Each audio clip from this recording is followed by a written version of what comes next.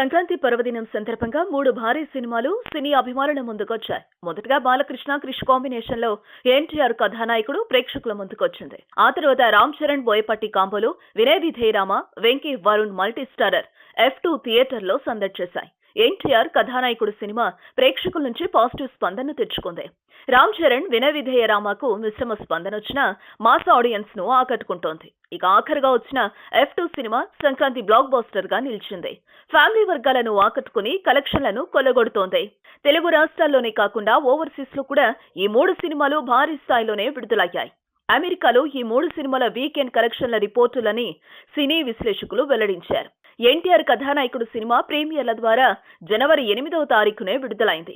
అమెరికాలో మొత్తం 5 రోజుల్లో ఈ సినిమాకు $8,14,467 కలెక్షన్లొచ్చాయి. అంటే దాదాపు 5,78,00,000 రూపాయలన్నమాట. ఎన్టీఆర్ కథానాయకుడు సినిమా ఎన్ఆర్ఐలు, సినీ అభిమానులు, సినీ విమర్శకుల ప్రశంసలను పొందింది.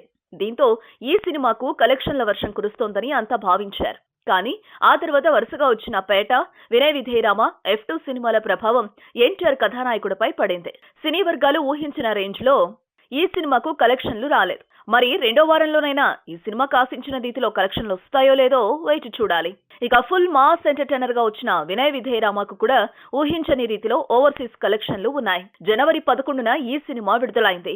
మొదటి వీకెండ్ లో శుక్ర, శని, ఆదివారాల్లో ఈ సినిమా కేవలం $2,41,721 మాత్రమే కలెక్ట్ చేసింది. అంటే దాదాపు $1,71,00,000 మాస్ సినిమాలను ప్రవాసులు పెద్దగా చూడరు.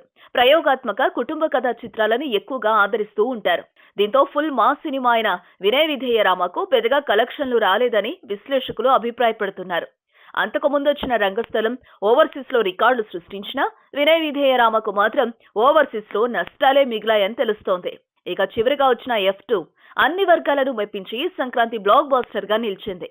శనివారం విడుదలైన ఈ సినిమా మొదటి వీకెండ్ లో అంటే శని, ఆదివారాల్లో $9,26,556 కలెక్ట్ చేసింది.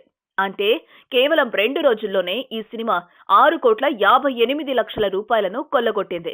ఈ సినిమాకు రాబోయే రోజుల్లో మరిన్ని కలెక్షన్లు వచ్చే అవకాశం ఉందని సినీ వర్గాలు అంచనా వేస్తున్నాయి. ఓవర్సీస్ లో $2 మిలియన్ మార్కుకు చేరువవుతుందని డిస్ట్రిబ్యూటర్లు అంచనా వేస్తున్నారు. హలో, మిమ్మల్నే యోయో టీవీ యాప్ డౌన్లోడ్ చేసుకున్నారా? ఇంకా లేదా? మీ యాప్ స్టోర్ కి వెళ్ళి వెంటనే డౌన్లోడ్ చేసుకోండి.